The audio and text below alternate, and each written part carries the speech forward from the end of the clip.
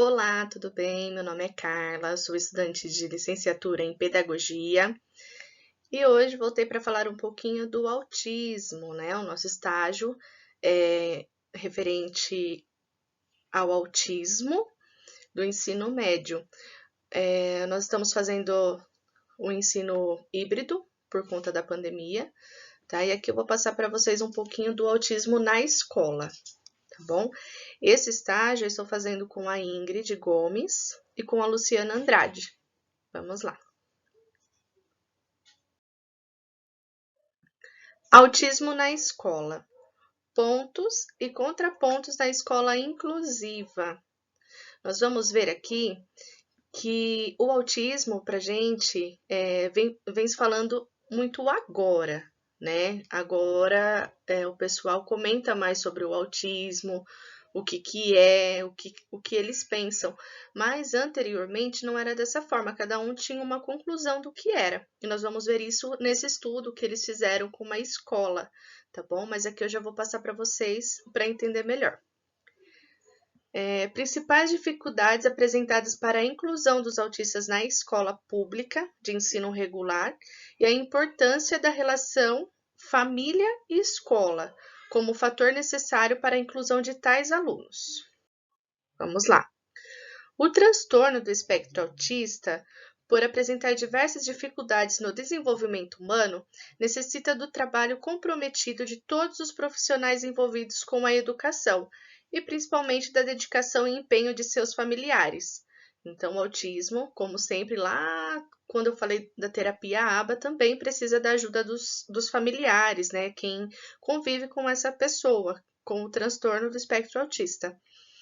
A escola inclusiva é um importante fator para o relacionamento social e desenvolvimento das habilidades de todos os educandos e contemplam a mesma, logo, das necessidades educativas especiais apresentadas pelo autismo também, pois o mesmo é considerado deficiência por lei, onde tem direito de fazer uso de todos os benefícios que a inclusão oferece na rede regular de ensino.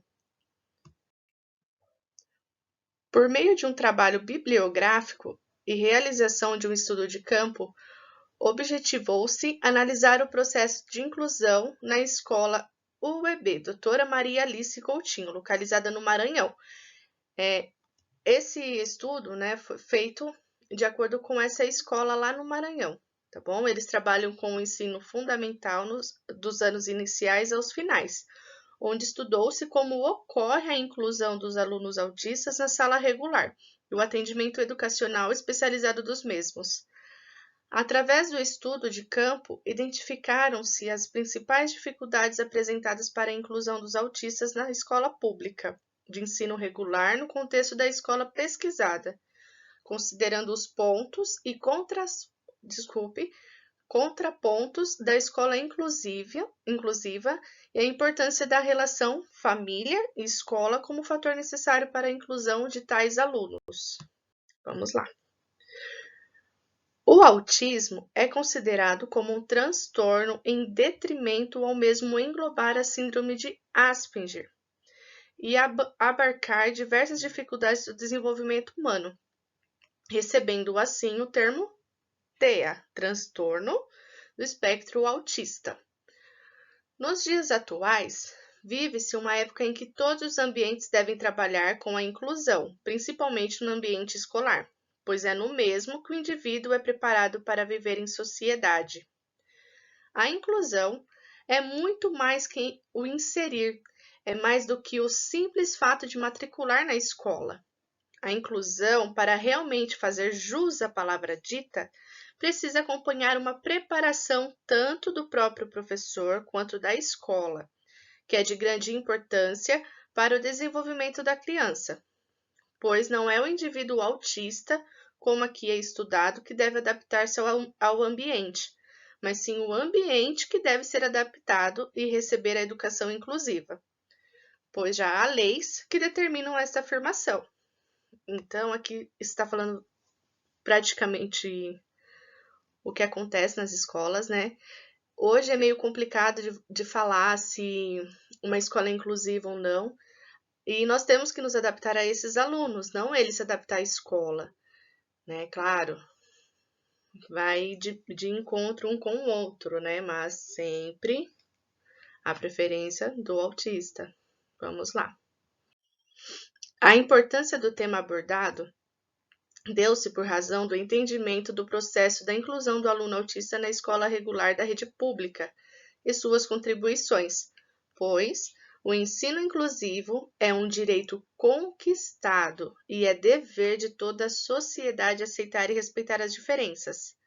Desse modo, foi levantado um estudo voltado para a inclusão dos autistas, pois o mesmo gera grandes lacunas no que se diz concretização do mesmo, bem como a maneira de aceitar e trabalhar que vai muito além do teorizar.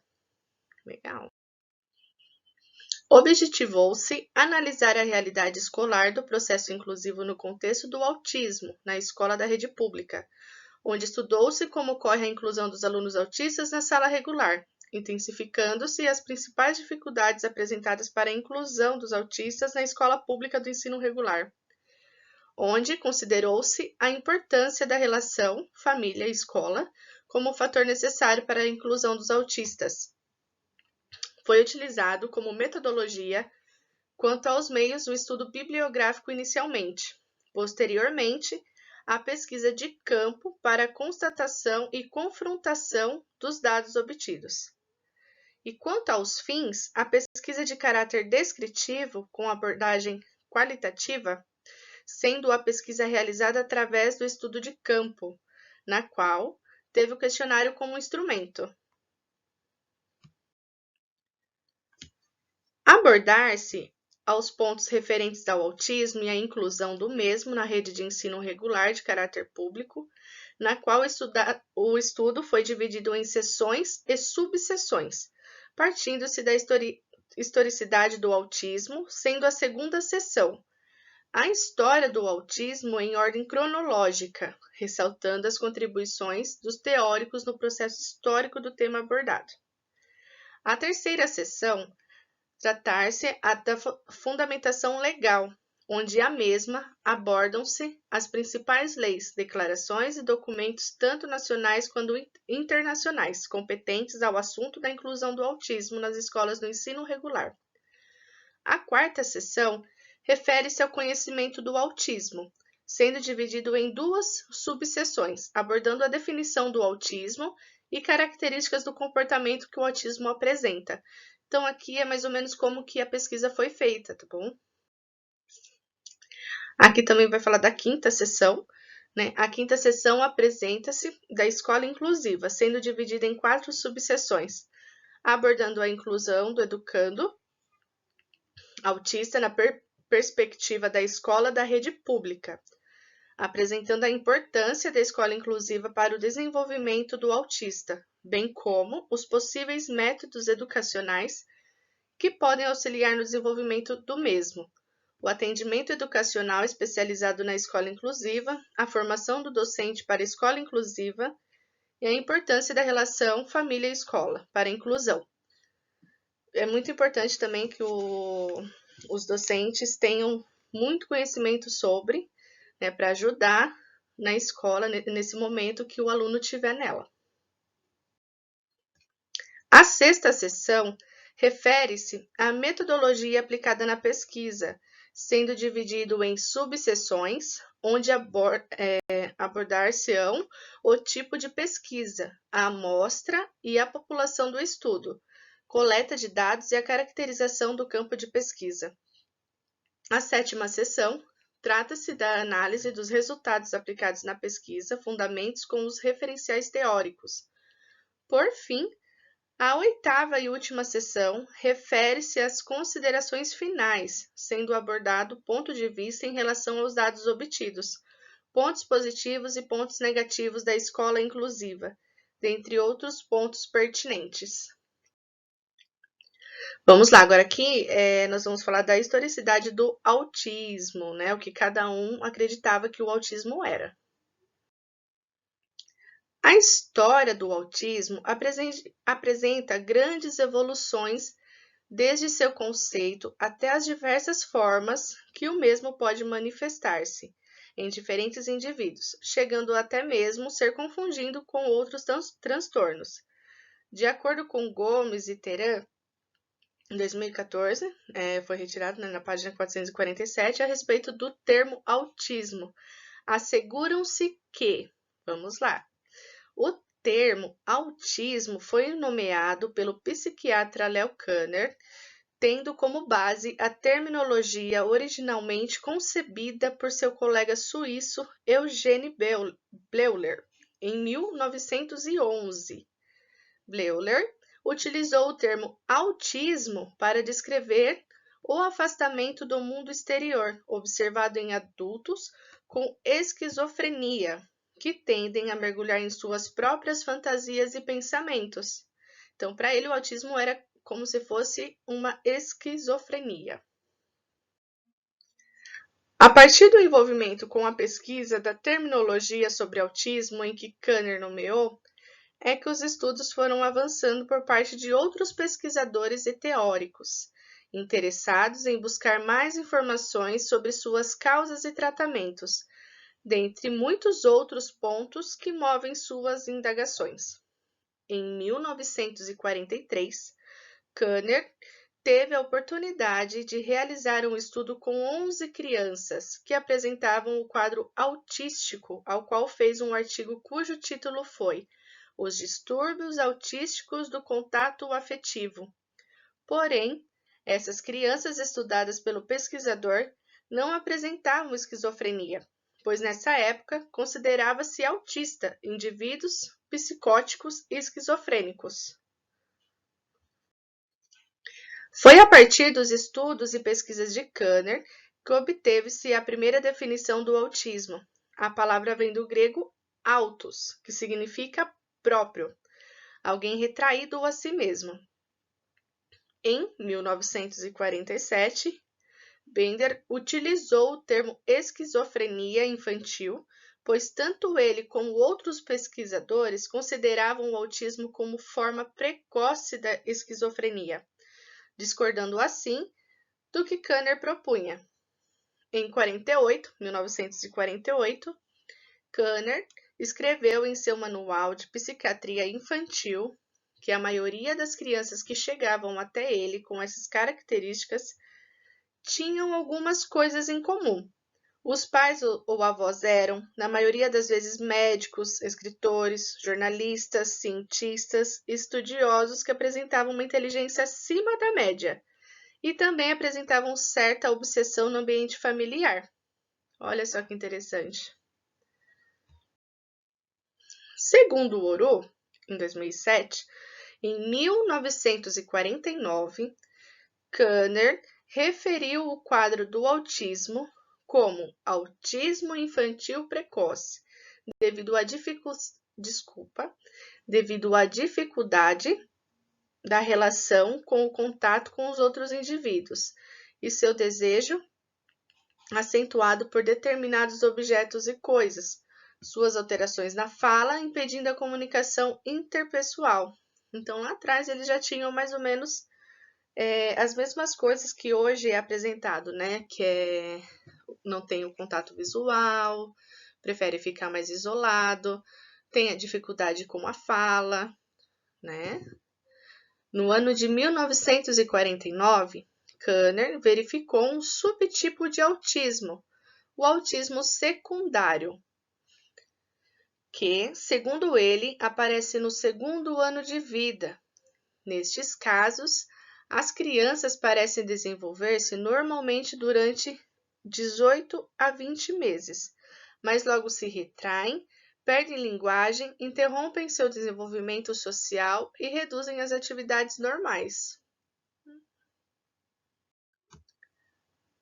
Ainda em 1949, o Dr. Hans Aspinger, desculpe se eu falei errado o nome, cientista austríaco, fez uso do termo psicose autista, referindo-se assim às crianças com comportamentos similares ao autismo.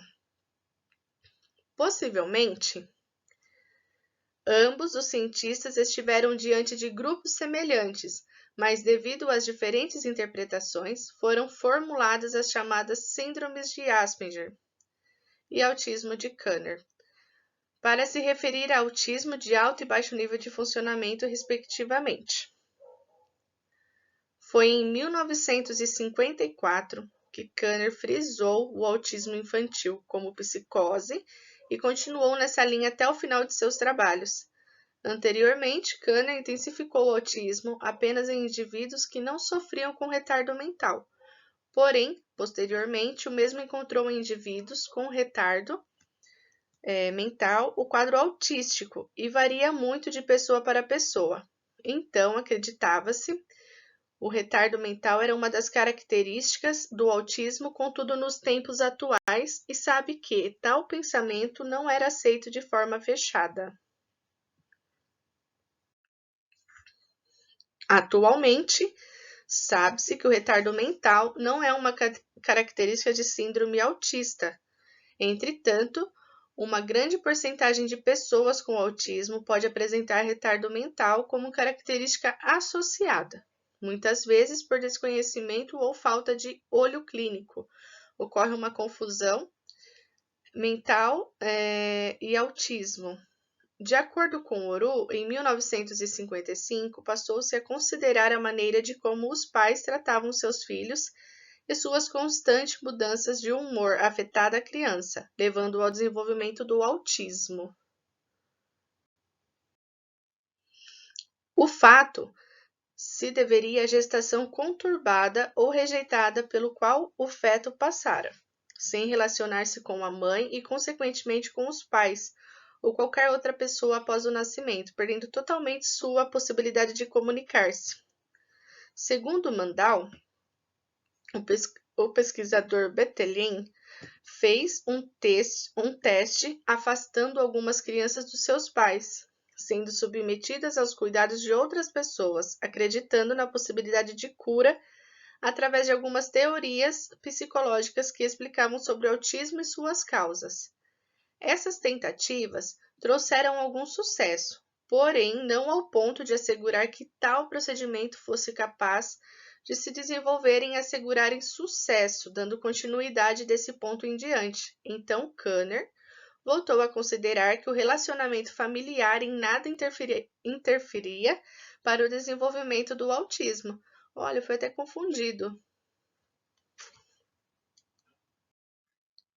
Em tempos passados, acreditava-se que o autismo era decorrente do mau relacionamento da mãe com seu bebê. Com o decorrer do tempo e avanços dos estudos, foram-se abandonando tal pensamento, pois percebeu-se que essa crença não era resultado exclusivo do relacionamento mãe-bebê. Dessa forma, não poderia ser dado como principal fonte.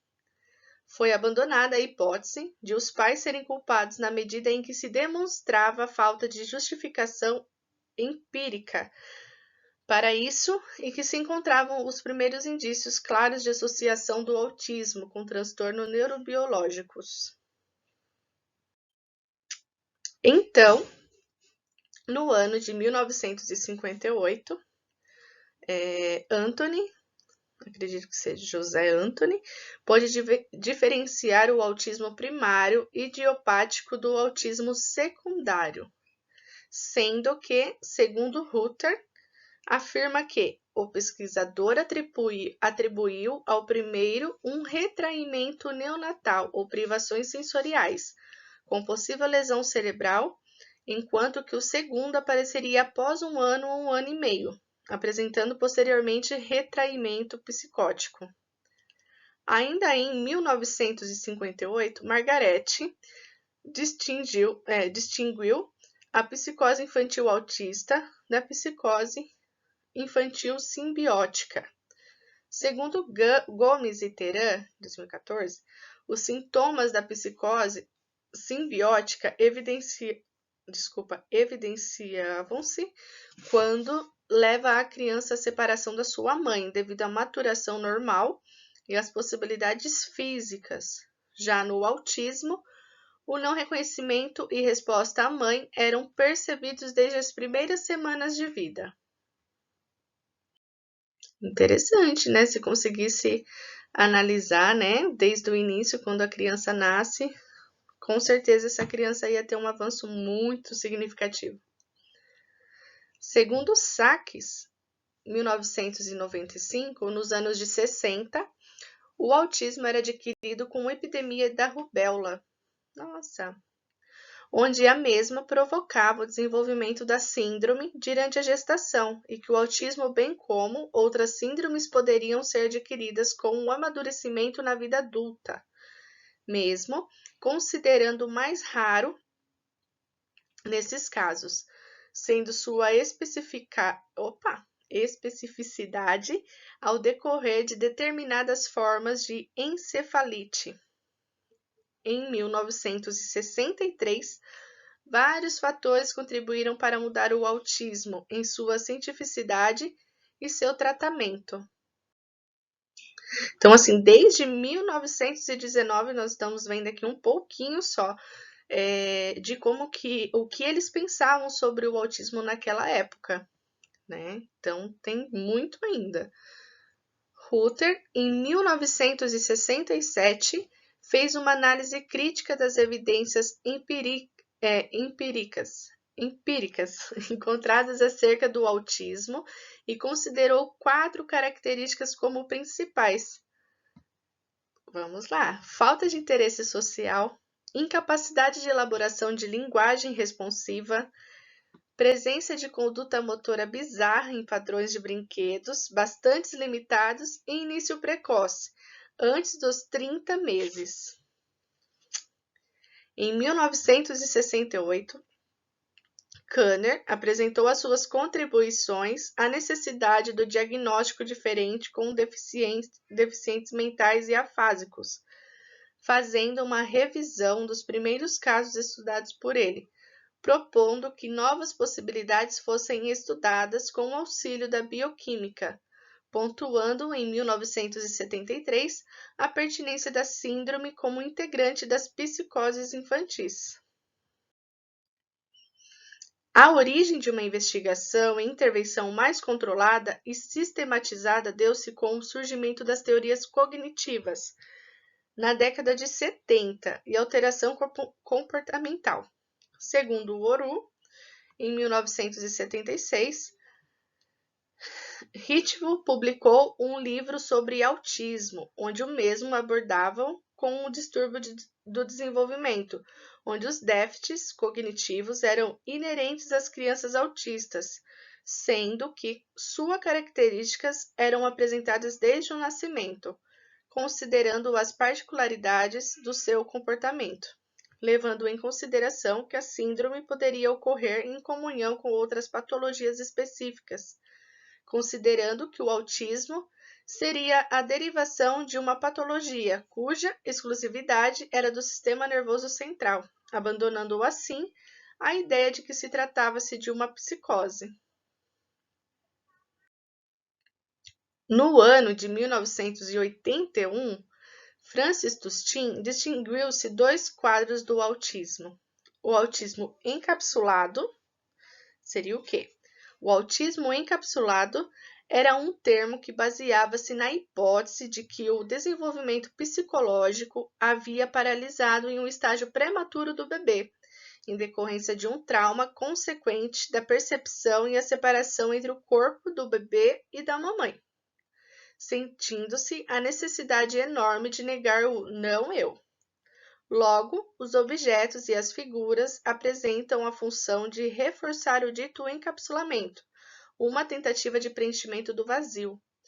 O autismo confusional, esse é a segunda, né, que ele definiu em 2 quadros. A criança é levada a encostar-se ao corpo do outro como objetivo de aprender o não eu, a partir da divisão de si próprio. Foi a partir dos anos 60, 70 e 80 que a educação foi vista como o principal tratamento do autismo, incluindo 2 fatores principais: a criação de procedimentos modificadores de comportamento e a elaboração de centros educacionais dedicados totalmente ao autismo, tendo como apoio principal de pais e familiares de indivíduos autistas. O TEC, né?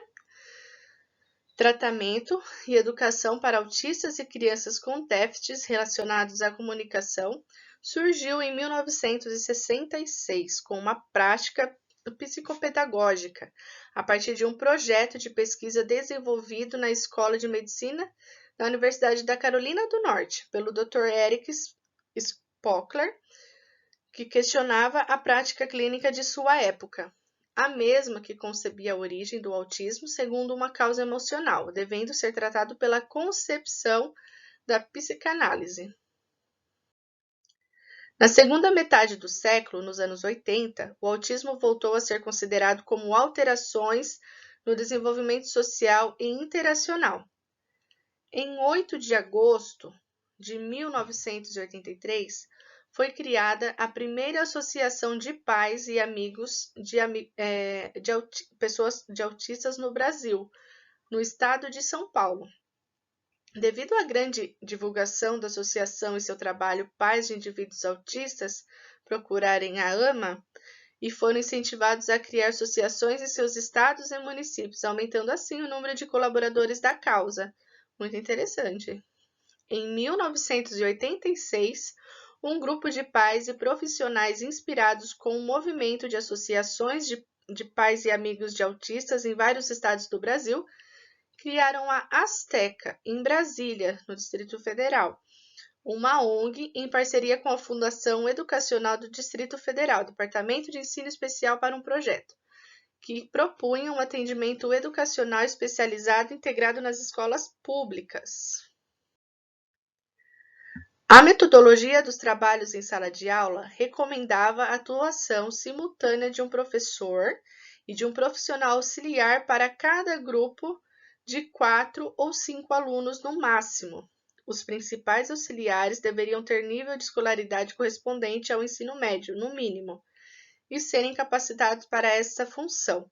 A Azteca também se responsabilizou pela contratação desses profissionais. No entanto, em 9 de outubro de 1988, foi fundada a ABRA, primeira Associação Nacional voltada para a atenção em defesa de pessoas autistas e seus familiares. Já no ano de 1989, de acordo com a estatística, era considerado que o diagnóstico do autismo podia se ser dado antes mesmo dos 3 anos de idade. Quanto antes descobrir o autismo é melhor, né? Todos nós já sabemos disso. Dizia-se estatisticamente que a síndrome acometia crianças com idade inferior a 3 anos, com predominância de 4 crianças a cada 10 mil nascidas. Manifestavam-se majoritariamente em indivíduos do sexo masculino, sendo a cada 4 casos confirmados 3 do sexo masculino e um caso para o feminino. Segundo orientação, né, pesquisas também, ainda dessa forma, né, o autismo ele vem mais em meninos do que em meninas. Corroborando com Moura, atualmente o autismo é concebido como uma síndrome de múltiplas causas, onde estariam interrelacionados o biológico e o anímico, a genética orgânica e a genética vincular durante todo o processo de constituição do ser. Desse modo, considerar um ou outro motivo como causa não é aceitável, pois o autismo é o conjunto de todas acima citadas, considerando assim cada fator como importante, fazendo com que seja mais bem compreendida. Em 1998, a revista Lancet publicou um artigo de um cientista inglês, Andrew, onde o mesmo afirmava que algumas vacinas, como por exemplo a tríplice, que é sarampo, catapora e rubéola, poderiam ser possíveis causadoras do autismo. Porém, esses estudos não foram aceitos por outros cientistas. No mês de maio do ano de 2014, o cientista Andrew perdeu seu registro de médico e, como tal teoria do mesmo não foi comprovada, e a revista Lancet retirou a publicação. Olha só, ia ser uma coisa bem complicada, né? Falar e não ter a certeza, porque todos, né? Todos nós sabemos que temos que tomar todas as vacinas. E a gente sabendo se isso era ou não um fator para que o autismo viesse, talvez muitas pessoas deixaram de tomar essas vacinas, né? Mas como ele perdeu o registro de médico, não foi comprovado, a revista cancelou então, né, esse estudo que ele estava fazendo. Em 1999, pesquisadores descobriram na síndrome de Rett condições igualitárias na categoria do transtorno espectro autista. A síndrome de Rett faz com que a motricidade regrida, bem como o seu comportamento, apresentando também retardo mental grave, sendo que a síndrome de Rett atinge as meninas. Então, durante muito tempo, o Asperger foi considerado como apenas uma das condições do autismo. Porém, essa condição e os subtipos foram desconsiderados com o lançamento do DSM-V em 2003, em que engloba o Asperger dentro do transtorno autista. Com o lançamento da quinta edição do DSM, os subtipos dos transtornos do espectro autista são eliminados. Os indivíduos são agora diagnosticados em um único espectro com diferentes níveis de gravidade. O DSM-V passa a abrigar todas as subcategorias da condição em um único diagnóstico, guarda-chuva denominado transtorno espectro autista, TEA.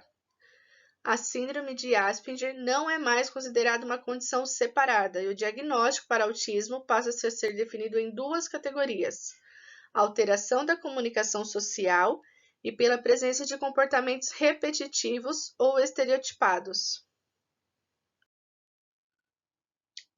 Percebe-se, então, que a historicidade do autismo é longa. Diante de toda a literatura abordada e pesquisada, é possível verificar que, desde a definição do que é considerado autismo, vários teóricos contribuíram para que fosse possível construir uma linha sobre a evolução do assunto estudado. Olha só que interessante, né? Desde 1911, eles já vêm pesquisando, né, sobre o que era o autismo. Cada um tinha a sua visão, mas juntos eles construíram um estudo que foi muito importante para a evolução do autismo, né? Apesar de muitas pesquisas, ainda há grandes lacunas no que diz respeito à questão de compreensão do autismo e suas causas, visto que há grandes desafios para intervenção em todas as áreas. Então é isso. Então, nosso estágio de hoje, né? Nossa aula de hoje acabou, se encerrou. E aqui eu pude passar para vocês um pouquinho sobre a pesquisa que essa escola lá do Maranhão fez em relação ao autismo desde lá de trás. Por quê?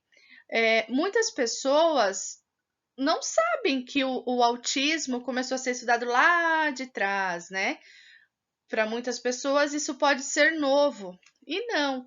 Claro, como tudo tem uma atualização, né? Uma alteração, vamos dizer assim, né? Porque vai evoluindo, como tudo se evolui, o estudo do autismo foi modificado. Por quê? Eles viram que teve muitas alterações, várias crianças de várias formas, né? Tem crianças que têm dificuldade no desenvolvimento, tem crianças que não, em relação com o próximo, outras não têm. E nisso eles foi verificado que cada criança era de uma forma, né? Então, só que antes era visto como doenças, né? E hoje a gente pode perceber que é um transtorno do espectro autista, não uma doença, né? Então é isso.